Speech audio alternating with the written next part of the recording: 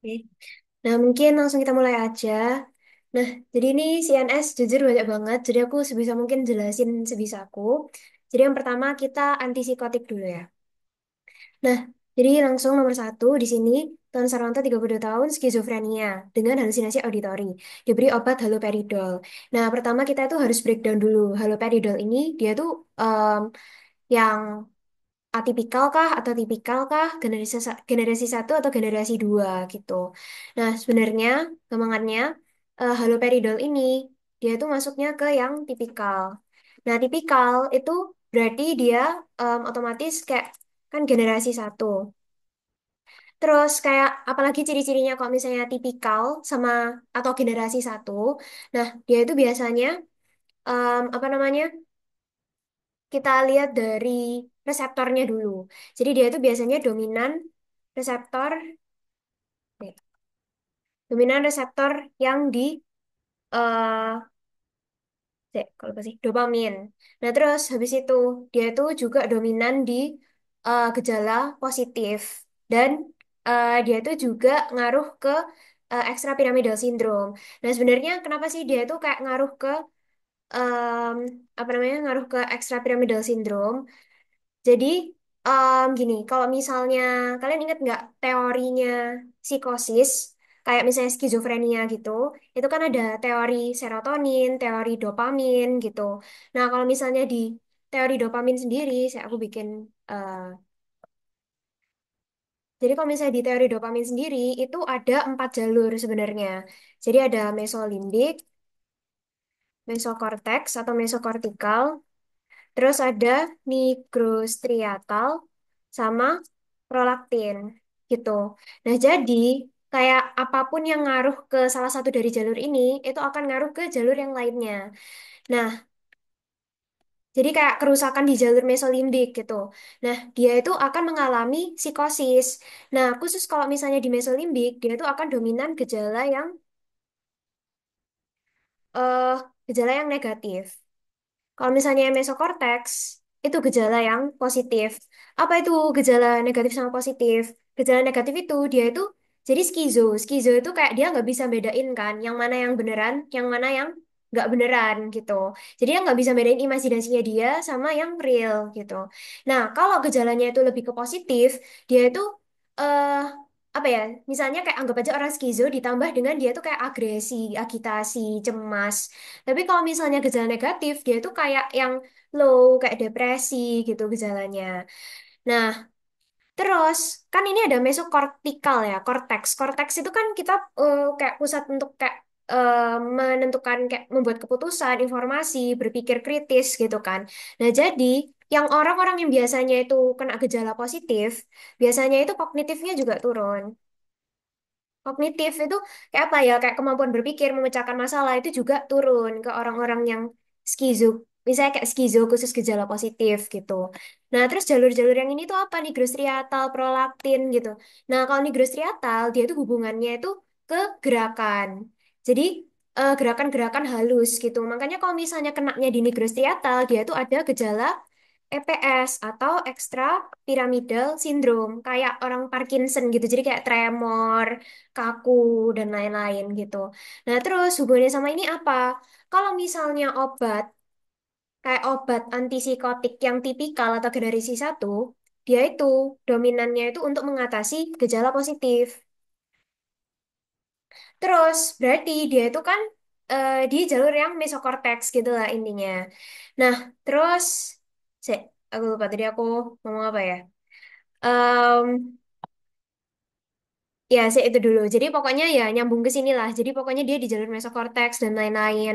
Nah, terus biasanya generasi satu ini, apa ya? Aku sukanya itu kayak bagi jadi dua gitu.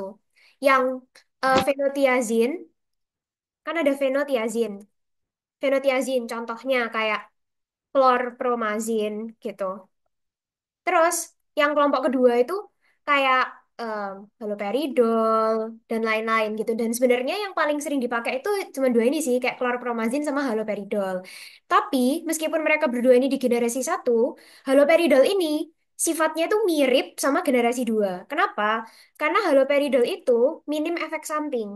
Jadi dia itu kayak low sedation. Jadi dia itu nggak sesedasi itu. Terus dia itu kayak nggak sehipotensi itu gitu. Nah, nanti ini kayak bermanfaat buat soal-soal yang lain sih sebenarnya. Tapi oke, aku kayak jelasin dulu aja kayak gambaran besarnya. Ingat kalau misalnya haloperidol itu dia nggak sesedasi itu dan nggak sehipotensi itu. Tapi kalau klorpromazin efek sampingnya itu tinggi. Dia itu sangat sedasi dan sangat hipotensi. Gitu. BTW sebenarnya ini ada di PPT, tapi kalau kalian ingat itu yang tabel biru itu. Cuman aku akan berusaha menyingkat sesingkat mungkin. Jadi ingat ini aja kayak kloropromazin sama haloperidol yang di generasi satu. Oke, jadi kita sebelum masuk ke generasi 2 kita bahas soal ini dulu ya.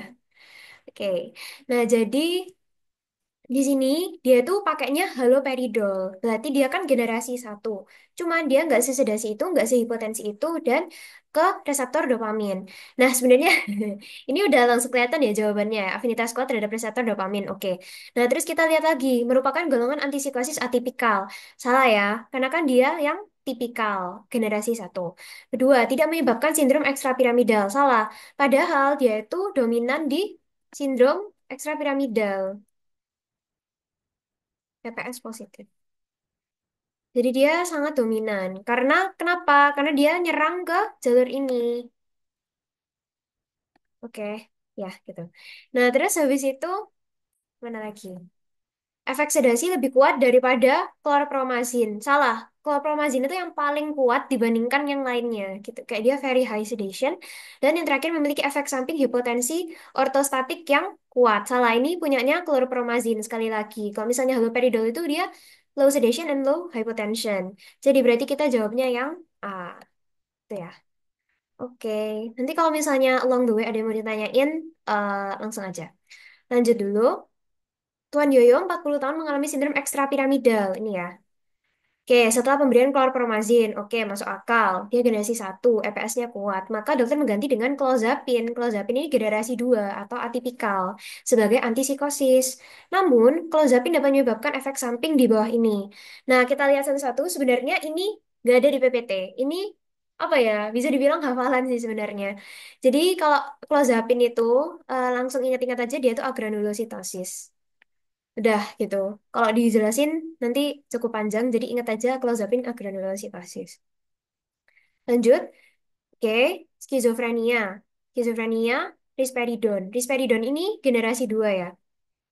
Ya, pokoknya yang diingat di generasi satu itu dikit kok. Kayak yang keluar itu klorpromazin, haloperidol, yang lainnya oke, generasi 2 atau atipikal.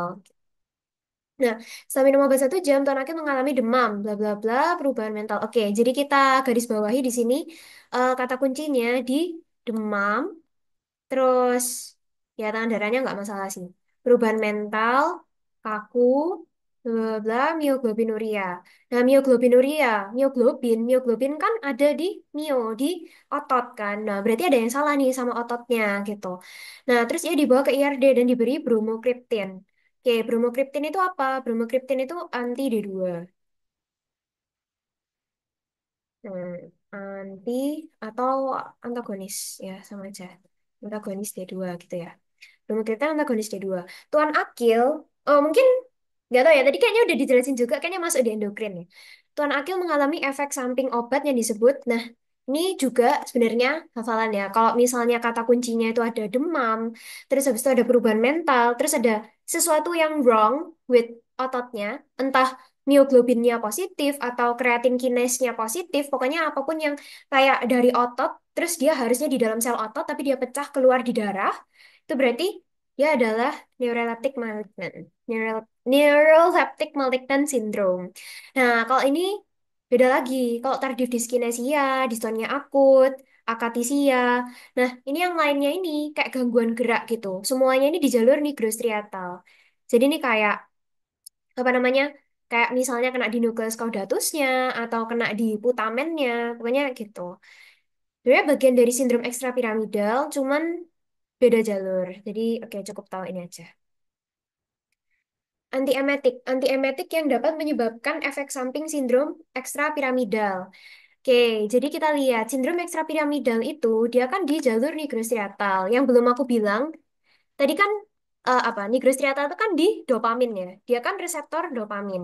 Sebenarnya tepatnya adalah dia tuh D2. Sekarang kita tinggal cari yang mana yang antagonis D2 gitu. Kalau ini kan kerjanya di kayak eh apa sih namanya? Diphenhydramine. Diphenhydramine itu obat vertigo deh kayaknya. Dia kalau nggak salah itu eh generasi tiga apa ketiga histamin antihistamin tiga generasi tiga atau apa gitu.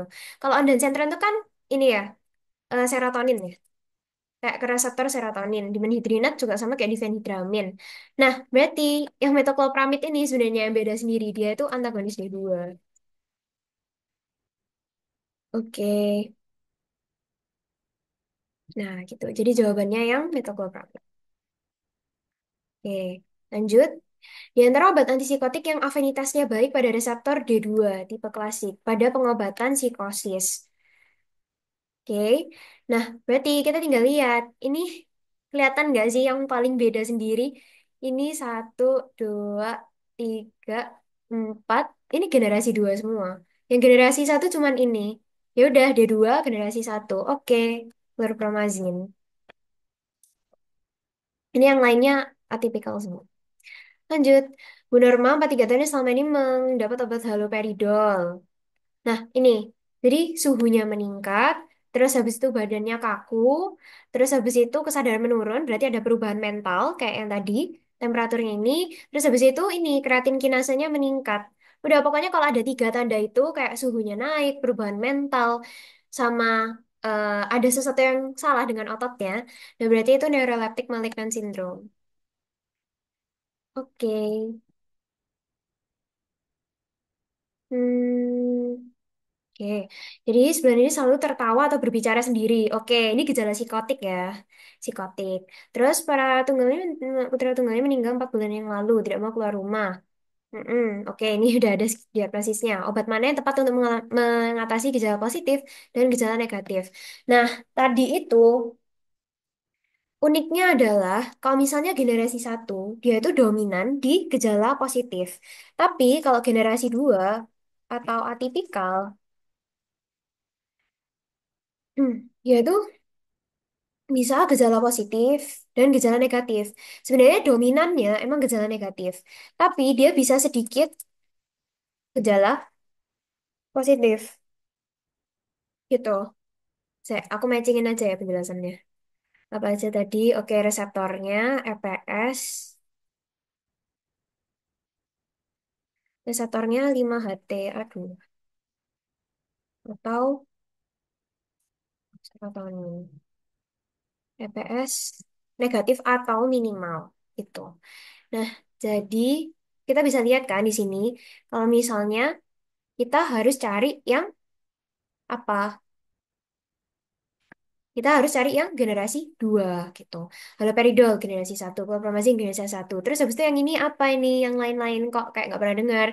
Nah, ini sebenarnya kayak jenis yang lain gitu. Kayak tapi pokoknya kalian cukup tahu aja sih kalau yang teori dasin sama flufenazine nggak usah sama kayak efek-efek hipotensinya. Nah, tapi di sini tuh kelihatan banget soalnya risperidon itu adalah salah satu obat antipsikotik atipikal yang paling sering diresepkan sih. Risperidon ya pokoknya kayak risperidon terus generasi satu itu haloperidol dan mostly haloperidol tuh sering dipakai karena dia tuh minim efek samping daripada chlorpromazine. Pernyataan yang benar tentang haloperidol. Nah, oke. Haloperidol generasi satu. Oke, berarti tipikal. Ini salah. Dapat menimbulkan extrapyramidal syndrome. Betul. Hanya mengikat reseptor D2. Hanya. Tadi kan aku bilang ya, belum bilang sih sebenarnya. Jadi kan ini kayak ada reseptornya, tadi juga ada reseptor dopamin. Itu bukan berarti dia hanya mengikat reseptor itu ya. Dia tuh cuman dominannya aja di mana. Mungkin aku tambahin aja sih. Dominan, dominan. Oh ya udah, oke. Nah, jadi bukan berarti kalaupun ya sebenarnya dia itu dominan di D2, bukan berarti dia hanya mengikat D2. Jadi dia mengikat serotonin juga. Berarti ini salah. Afinitas terhadap reseptor D2 lebih besar daripada risperidon, jelas. Karena dia tipikal. Pasti ke D2 lebih besar daripada yang atipikal. Jadi dia jawabannya C. 2 dan berikut ini pernyataan yang benar mengenai haloperidol. Jadi, oke, kurang menimbulkan efek sindrom ekstrapiramidal. Ini agak rancu ya, karena kurangnya ini. Tapi sebenarnya dia bisa, karena dia generasi satu. Aktivitas pengeblokan terhadap reseptor serotonin lebih besar dibanding dopamin. Ini juga salah. Agonis parsial pada reseptor D2. Salah ya, dia bukan parsial ya, dia agonis full. Full agonis. Ya, full agonis. Terus di sini bioavailabilitas pada pemberian oral rendah. Aku kan tadi bilang haloperidol itu yang sering diresepin dan sebenarnya sering dibawa ulang kan. Berarti dia itu seringnya itu justru lebih sering oral daripada IV. Jadi ini salah. Harusnya lebih sering oral. Terus tergolong anti ya wes ini jawabannya ya. Udah pasti ya. Tipikal. Oke. Efek terapi obat antipsikotik adalah, nah ini cuman penalaran aja sih. Meskipun sebenarnya ada di PPT, ini benar semua. Ya ini E ya. Lanjut. Obat antipsikotik yang rawan menimbulkan gejala extrapyramidal syndrome. Nah, jadi di sini kita tinggal cari yang mana yang generasi satu. Nah, kita lihat. Ya, ini mah cuman ini. Ya, soalnya kayak olanzapin, clozapin, aripiprazol, imiprazol, risperidon, itu semuanya generasi 2. Di sini cuma ada haloperidol. Jadi, E. Apa sih? 4 saja. D ya? Oke. Lanjut, pasien dengan diagnosis Parkinson. Obat ini merupakan golongan ergo-alkaloid yang mungkin dapat menggantikan terapi levodopa. Nah, sebenarnya ini cara kerjanya agak beda ya. Mungkin kayak aku jelasin satu-satu. Oke, ini jawabannya atau mau cepat aja? Ini jawabannya bromokriptin. Kalau bromokriptin, kenapa? Karena dia itu seperti yang tadi aku bilang, dia itu antagonisnya D2 gitu. Nah, kenapa dia itu bisa untuk Parkinson? Karena Parkinson itu dia tuh eh, kelainannya itu di jalur nigrostriatal yang kayak tadi aku bilang, tremor itu di nigrostriatal D2. D2 gitu. Jadi kita cari mana sih yang antagonis D2 gitu. Kalau levodopa itu cara kerjanya itu beda. Levodopa itu kayak eh pro bukan proenzim, bukan prodrug kayak suatu substance sebelumnya dopamin gitu. Jadi nanti levodopa bakal dijadiin dopamin gitu untuk menambahnya. Nah, makanya kita butuh yang bekerja di D2 juga. Jadi bromokriptin. Kalau yang dihidroergotamin itu bukan ya, dia oke. Ya, dia tidak bekerja di D2. Ergonovin juga enggak, metisergid, enggak lysergic. Oke, jadi yang di sini yang benar cuman bromokriptin gitu. Oke, lanjut. Orang HT dan psikosis ada riwayat alergi, bla bla bla. Oh, ini soal yang nggak jelas itu ya. Oke, saya bentar. Dia hipertensi, dia ada psikosis, terus ada alergi. Nah, masalahnya ini tuh nggak jelas alerginya itu ke obat apa gitu. Oke, terus habis itu dia tekanan darahnya tiba-tiba naik, suhunya panas. Orang tiba-tiba hipertensi, nggak ada riwayat alergi, suhu tubuh tinggi. Jujur ini obat. Jujur ini soalnya agak kurang lengkap ya. Karena di sini bilangnya alergi, di sini nggak ada riwayat alergi. Eh, Oke, tapi itu bisa jadi efek samping dari obat antipsikosis sih. Kayak apa namanya tekanan darahnya itu tiba-tiba tinggi. Nah, tapi kayak kemungkinan kalau misalnya tekanan darah tinggi, berarti yang jelas bukan klorpromazin. Kemungkinan bisa haloperidol atau obat generasi 2 yang lain. Ini nih mungkin ya, mungkin ada obat antipsikosis, tapi ini soalnya kurang lengkap. Aku nggak berani memastikan itu jawabannya benar itu. Lanjut, antipsikotik menyebabkan agranulositosis, merupakan reaksi alergi. Nah, ini ya agranulositosis. Oke, Stephen Johnson syndrome, enggak. Justru kayak dia tuh Stephen Johnson syndrome itu salah satu jenis alergi, tapi dia bukan berupa agranulositosis. Reaksi immediate type juga bukan. Nah, ini maksudnya reaksi hipersensitivitas ya. Oke, reaksi tipe 2 juga enggak. Jadi dia enggak agranulositosis. Em, Kalau yang 2 itu kan sitotoksik ya. Sitotoksik. Dia enggak menyebabkan agranulositosis. Yang menyebabkan agranulositosis itu yang tipe 3. Yang apa sih namanya? Cell mediated sih. Aku lupa namanya. Cell response atau apa gitu. Pokoknya yang di PPT hipersensitivitas yang kayak ada tikus terus itu ada epitelnya ya udah itulah pokoknya. Nah, jadi dia nyebabin agranulocytosis sama Stephen Johnson syndrome. Jadi dia itu setara gitu kayak Stephen Johnson syndrome itu salah satu dari reaksi tipe 3. Oke, reaksi tipe 4 jelas enggak ya? Oke, lanjut. Pak Amin menderita drug-induced Parkinson karena meminum obat golongan neuroleptik. Kalau misalnya dia jadi kena Parkinson atau apa ya, extrapyramidal syndrome, otomatis itu yang tipe 1, generasi 1, berarti haloperidol atau chlorpromazine. Coba minum trihexyphenidyl. Akibatnya dia menderita depresi, kebingungan, takikardi. Oke, takikardi, tekanan darahnya turun. Obat untuk menangani gejala tersebut. Nah, trihexyphenidyl itu adalah suatu antikolinergik ya. Antikolinergik gitu. Jadi emang benar sih terapinya kalau misalnya orang itu jadi kena EPS, nah kita tuh nggak boleh ngasih levodopa karena justru nanti psikosisnya itu balik lagi. Untuk orang yang kena Parkinson setelah dia minum obat antipsikotik, kita kasihnya antikolinergik kayak trihexyphenidyl ini. Tapi kalau overdosis juga bahaya juga. Nah, karena dia antikolinergik, kita tanganinya pakai kolinergik. Yang mana di sini yang kolinergik, atropin anti, betanekol, sebenarnya kolinergik juga, tapi biasanya kalau misalnya overdosis kita pakainya yang visostigmin gitu. Kayak keracunan atropin kita kasih visostigmin juga kayak gitu. Efek samping obat antipsikotik tipikal. Oke, jadi ini benar semua ya, tipikal. Tipikal berarti EPS, extrapyramidal syndrome berarti Parkinson. Parkinson gejalanya apa? TRAP. TRAP itu tremor, rigidity, akinesia atau bradykinesia, dan juga postural instability. Nah, ingatnya trap gitu aja. Nah, jadi di sini udah ya udah benar semua ini gejalanya Parkinson. Udah pasti dia TPS. Benar semua. Inhibisi nigrostriatal pathway oleh obat antipsikotik menimbulkan. Oke, jadi inhibisi nigrostriatal pathway. Oke, ya udah ini udah jelas ya. Parkinsonism. Nigrostriatal tadi diinhibisi, D2-nya dia gangguan gerak jadinya Parkinson. Kenapa nggak beta nekol? Ini ya. Hmm, oke. Sebenarnya betanekol juga obat kolinergik ya. Tapi aku jarang gitu melihat dia digunakan untuk kasus-kasus overdosis.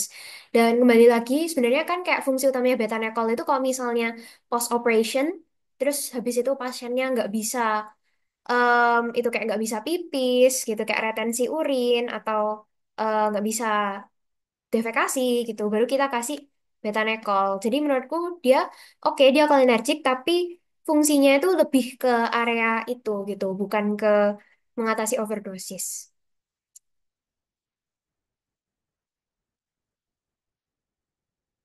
Eh, sudah jelas belum ya? Semoga sudah jelas.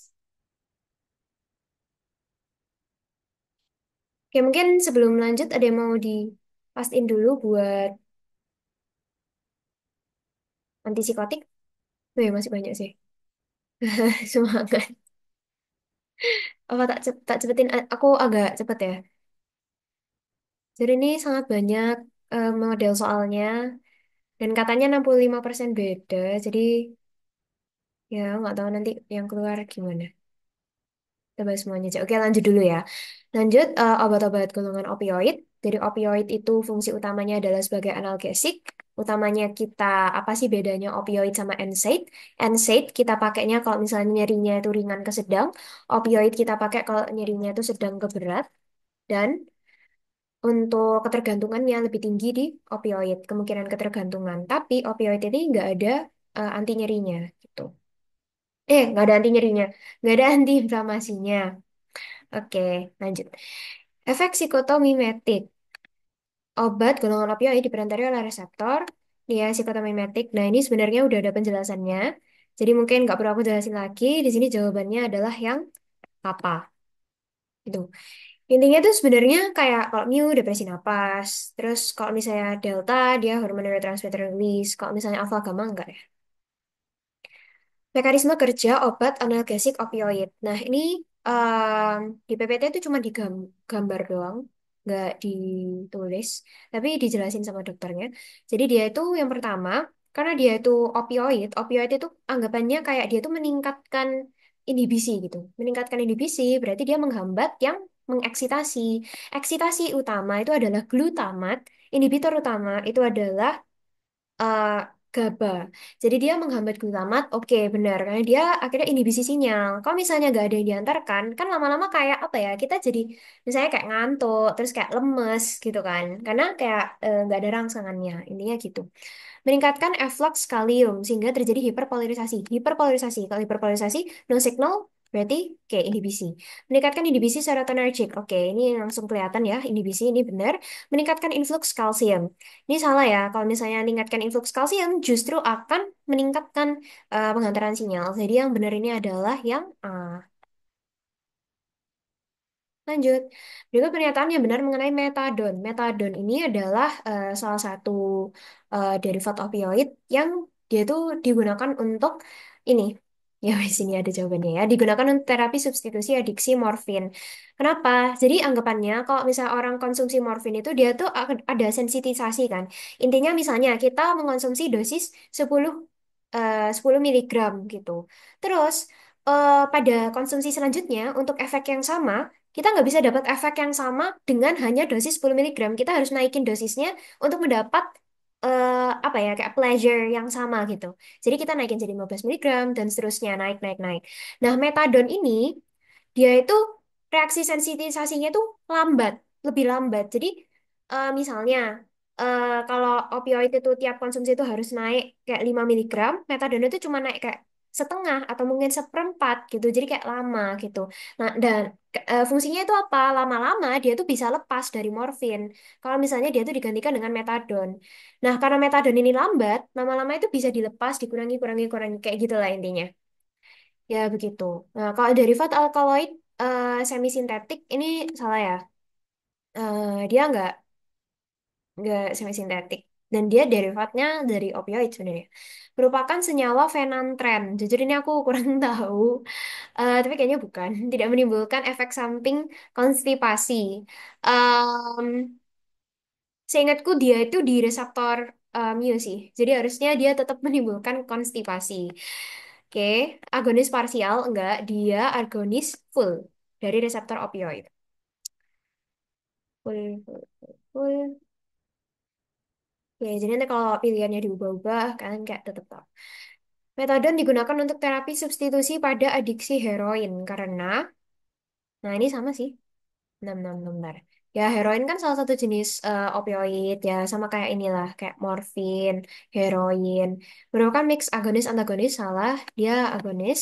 Kurang menimbulkan efek depresi napas, enggak. Dia bisa konstipasi, dia bisa depresi napas. Struktur kimia, jujur aku kurang tahu, tapi harusnya nggak mirip ya, orang dia kayak kerjanya beda. Menimbulkan efek withdrawal syndrome. Nah ini kayak efek withdrawalnya benar lebih ringan, merupakan agonis parsial. Enggak, ini full agonis, tadi udah ya. Nah, jadi di sini dia itu digunakan lebih karena dia itu efek withdrawalnya itu lebih ringan. Jadi, dia itu efek sensitisasinya lebih ringan. Ketika dia itu dilepas pelan-pelan, efek withdrawal kayak agitasi, marah-marah, itu akan lebih ringan juga daripada kalau misalnya dia udah kecanduan morfin, kita tarik morfinnya gitu. Ini jawabannya di laki-laki 18 tahun kejang. Eh, ini salah tempat. Nah, ini selama hidup serbuk obat terlarang, teragitasi, berbitingkah, berbicara tidak karuan. Oke. Respirasi dangkal, suhu 38 derajat Celcius, pupil midriasis, berkeringat, kejang, tonik-klonik. Penyebab intoksikasi tersebut adalah, oh bener kok. Ya kan, dia depresi napas. Pupilnya midriasis, keringat, sampai kejang. Oke, penyebab intoksikasinya, ya berarti midriasis, bla bla bla, terus jatuh kejang. Oke, ini morfin ya. Udah kelihatan kan kayak dari respirasinya dangkal, suhunya tinggi. Oke, pupilnya midriasis. Oke, ini adalah ciri-ciri dari dia kena di reseptor nyonya. So, it's morphine. Morfin, ya morfin dominan di reseptor mio. Kalau misalnya kalian lihat di tabel, sebenarnya itu nggak perlu dihafalin semuanya. Menurutku cuma hafalin kayak ya morfin, heroin, terus kodein. Ya, udah. Ibu Ani 60 tahun baru mengalami pembedahan karena fraktur multiple. Dia merasakan nyeri hebat, dokter memberikan morfin dosis standar. Nah, efek yang terjadi adalah, nah kita lihat di sini, mengalami jarak jauh, sih, bentar. Diare, diare salah ya, harusnya dia konstipasi, konstipasi, terus habis itu mulut kering, enggak, gangguan melihat jarak jauh, bisa jadi, kalau misalnya dia midriasis. Sebenarnya kalau maupun midriasis maupun miosis, aku rasa pasti ada gangguan melihat sih. Cuman, wait, ini lebih ke siliarisnya. Bentar. Hipertensi, enggak, dia malah kayak menurunkan. Terus habis itu disforia, disforik. Enggak sih, dia enggak terlalu mengubah mood jadi disforik. Lebih ke, kalau misalnya morfin itu lebih ke jadi tenang. Terus kayak depresif gitu sih. Kayak lebih calm gitu. Saya benar. Ini saya ingatku masih nyeri hebat, morfin dosis standar.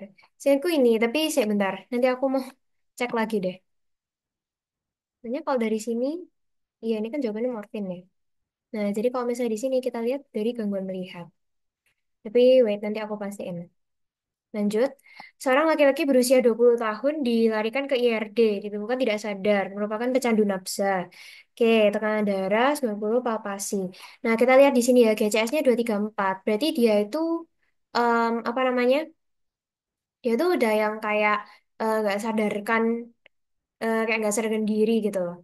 Jadi, ini ya, kayak 2, 3, 4. Kalau misalnya kalian masih ingat, itu tuh dari kayak mata, terus habis itu bicara, sama eh, anggota gerak.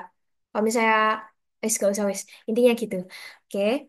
RR-nya 12 kali, berarti dia depresi napas, tekanan darahnya 90, berarti dia hypotension. Ini tadi salah ya, hipertensi, harusnya hypotension. Kemungkinan terjadi, ya udah, berarti dia overdosis. Ya mana kalau misalnya nggak ada morfin ya udah heroin gitu. Oke, lanjut. Oh, ini yang paling beda sendiri ya, metamfetamin. Kalau metamfetamin itu intinya dia tuh kebalikannya, dia tuh jadi kayak hypertension, terus dia tuh jadi sangat aktif, sangat aware.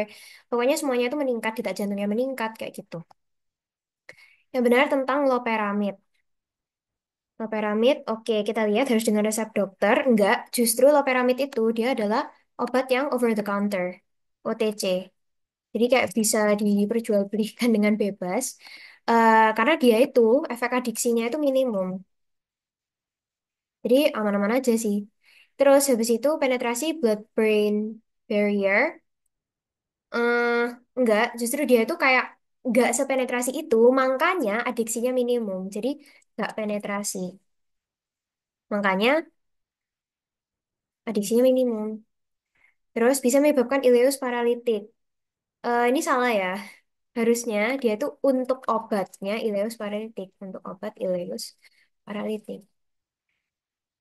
Nah, jadi harusnya ya jawabannya ini. Cuman kayak aku kurang yakin gitu. Soalnya ya dia sebenarnya jenis opioid sih. Cuman mungkin bukan derivat langsungnya, tapi menghasilkan efek yang mirip gitu. Jadi ya udah, berarti dia bukan derivat yang opioid, loperamid.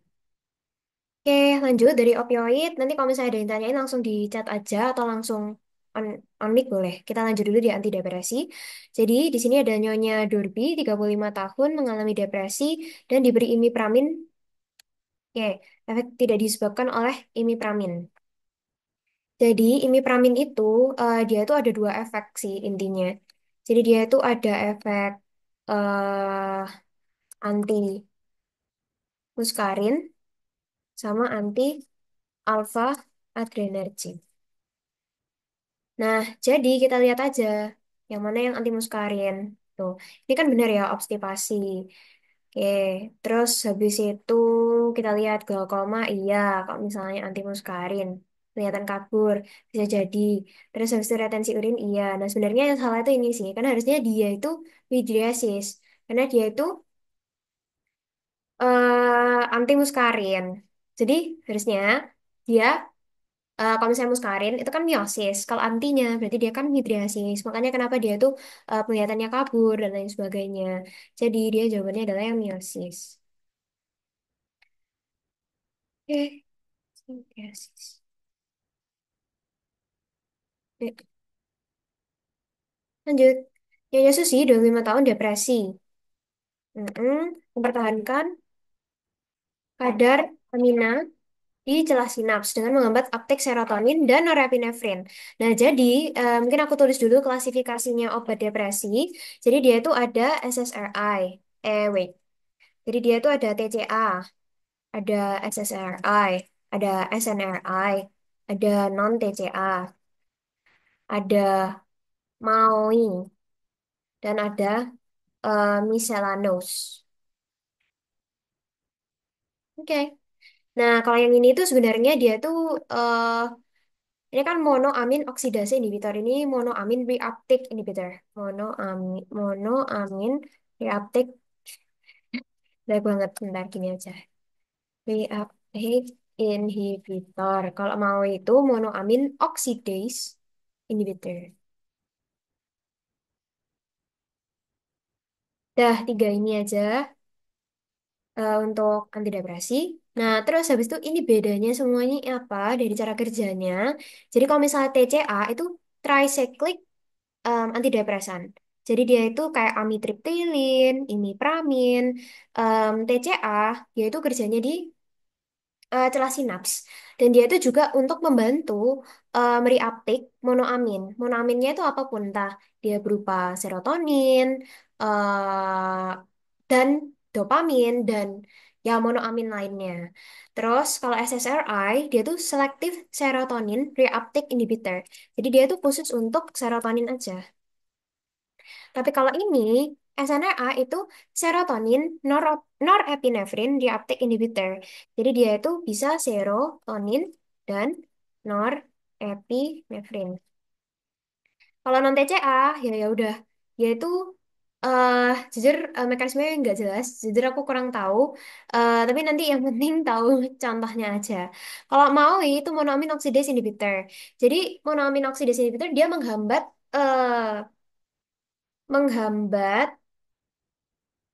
enzim yang membreakdown monoamin. Jadi dia itu kalau misalnya enzim yang membreakdown dihambat, berarti dia banyak kan, jadi banyak. Jadi meningkatkan jumlah serotonin juga, gitulah intinya. Em, Terus habis itu ada miscellaneous. Miscellaneous itu kayak trazodone, bupropion, dan lain-lain.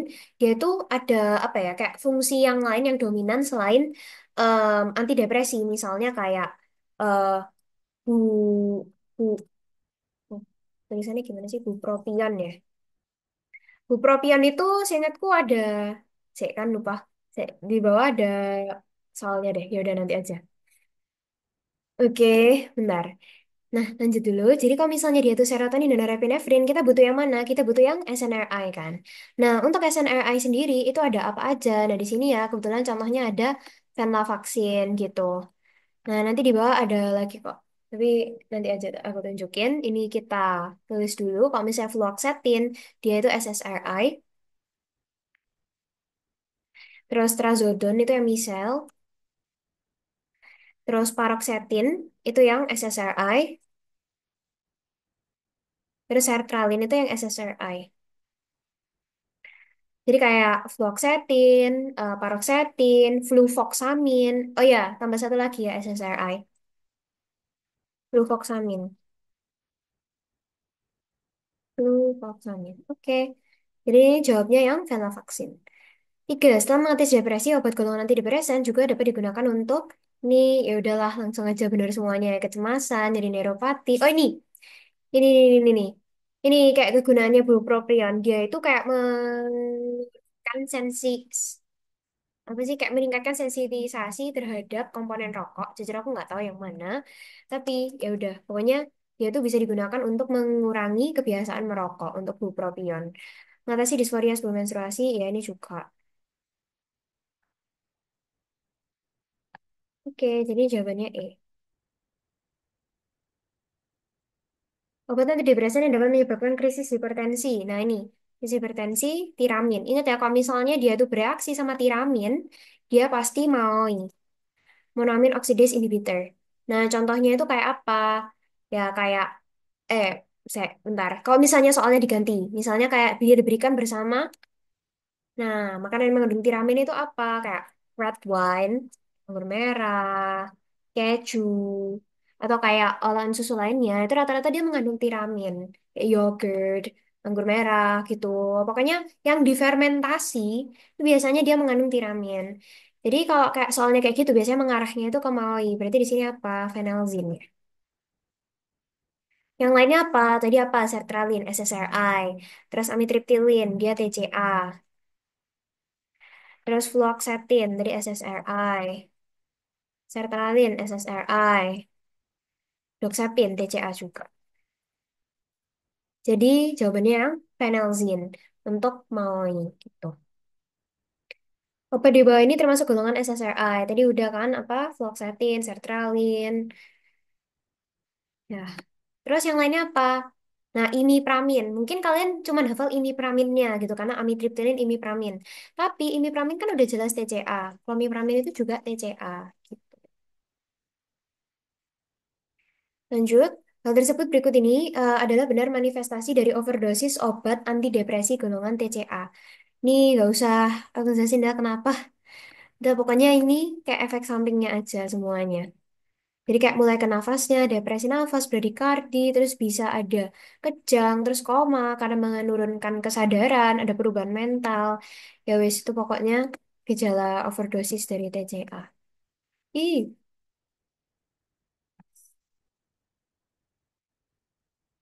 oke. Seorang laki-laki mengeluh susah tidur, bla bla bla, depresi, vitamin apa yang dapat digunakan untuk penderita tersebut. Nah ini lucu, karena dia digabung sama karbamazepin sama phenytoin. Kita lihat aja yang dia obat depresi. Ya udah, cuman ini sama ini kan. Nah lihat karbamazepin dan phenytoin kan obat kejang, gitu. Jadi bukan.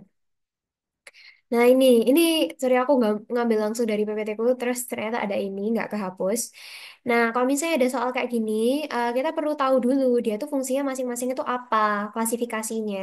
Kalau bupropion, dia itu misalnya NOS, tapi dia itu fungsi utamanya adalah untuk reuptake serodopa. Reuptake serodopa. Berarti kalau nomor 3 kan storage. Salah ya, reuptake. Berarti di sini, di nomor 6. Harusnya, ya nomor 6. Gitu. Kalau phenelzine, ini phenel. Bukan phenet ya, phenel. Phenelzine, nah dia itu tadi SSRI. Berarti dia reuptake zero. Karena reuptake, berarti dia di nomor 6. Terus kita lihat lagi, amitrip. Eh, ya bener kan ya? Oh ya, sorry. Sorry. Amitriptilin pada nomor 5 di sini. Amitriptilin itu kan TCA. Nah, TCA itu reuptake juga, guys. Jadi dia di nomor 6 juga. Oke. Jadi yang benar cuma ini ya, SSRI reuptake. Mm, mm, mm, mm. Mm, mm, mm, mm, mm. Tadi phenelzine itu bukan nih. Anjir, phenelzine itu mau, maaf ya. Ini benar harusnya. Tuh, untung aku mengecek. Aku lupa. Jadi kalau misalnya phenelzine kan MAOI atau monoamin oxidase. Nah, monoamin oxidase itu berarti dia itu breakdown berarti di metabolism. Berarti dia benar untuk breakdown atau metabolism.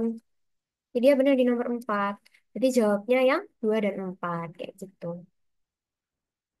Oke.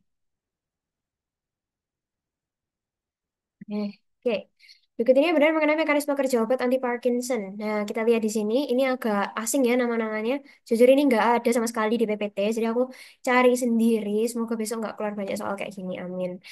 Jadi di sini ada levodopa. Levodopa itu, kayak yang tadi aku bilang, dia akan diubah jadi dopamin. Dia berfungsi dalam sintesis. Gimana sintesis? Nomor 2. Berarti harusnya ini di nomor 2. Pra, Pramipexol itu em, dia apa sih namanya? Dia tuh kayak agonis gitu. Jadi dia itu agonis dopamin. Berarti dia bekerja agonis dopa, berarti bekerja di reseptor dopa. Kalau misalnya bekerja di reseptor dopa, berarti jeng mana? Nah, ini benar ya nomor 8. Berarti ini benar. Terus selegilin. Jadi ya wes jawabannya ini. Tapi kita bahas yang lain. Kalau misalnya selegilin, dia itu kalau nggak salah dia adalah monoamin oxidase inhibitor atau MAOI. Jadi dia tuh harusnya kerjanya adalah di nomor 4 karena metabolism. Tolkapon, tolkapon, dopamin, something about, enggak. Oh, COMT. Dia COMT inhibitor. Masih ingat nggak COMT? COMT ini posisinya sama kayak MAO atau monoamin oksidase. COMT itu juga untuk membreakdown neurotransmitter. Jadi dia memetabolisme neurotransmitter. Berarti kalau misalnya COMT, dia di nomor 4 juga. Terus propinirol. Propinirol, jujur ini agak susah ya, soalnya nggak ada namanya yang menunjukkan. Ini tuh dia agonis dopamin juga. Jadi harusnya di nomor 8. Jadi kayak ropinirol, pramipexol, kayak all ini agonis dopamin. Terus habis itu tolcapone itu COMT, selegilin itu MAOI, levodopa menjadi dopa, sintesis berarti nomor 2. Oke, ada pertanyaan langsung aja. Oke, kita lanjut dulu ke sedasi dan hipnotik. Ah, cek. Oh my God, udah 1 jam. Wait, oke. Di antara pilihan hipnotik yang paling rawan menimbulkan rebound insomnia. Nah, ini langsung aja ya. Kalau misalnya rebound insomnia, berarti dia itu yang kayak anggapannya half-life-nya singkat atau duration of action-nya singkat, sehingga we need more and more and more. Jadi itu kayak dia itu lebih prone untuk terjadi insomnia lagi, makanya rebound insomnia kan. Jadi dia itu adalah yang triazolam. Ya, oke gitu. Seorang laki-laki umur, oke. Mula kerjanya cepat, oke, onsetnya cepat, pertahankan tidur sepanjang malam, nggak ada efek residu. Yang sama sekali nggak ada efek residu, itu adalah triazolam. Yang lainnya ada. Jadi kayak misalnya, ya pokoknya kayak sisa-sisa dari obatnya, dia tuh masih ngantuk gitu, nggak bisa bangun full. Jika digunakan diazepam sebagai pilihan hipnotik, maka pemberian diazepam paling rasional. Nah, ini sebenarnya sedikit hafalan, sedikit logika karena oke pertama kita pilih yang ini kan dosisnya kayak 2 mg. Nah sediaannya diazepam nggak ada yang 2,5 mg, jadi pastinya yang 2 mg. Terus berapa kali gitu, biasanya kita mau start low go slow, jadi kita mulai yang 1 kali per hari gitu. Apalagi di sini kayak nggak dijelasin kan pasiennya ini udah tua kah, karena itu sangat berpengaruh gitu.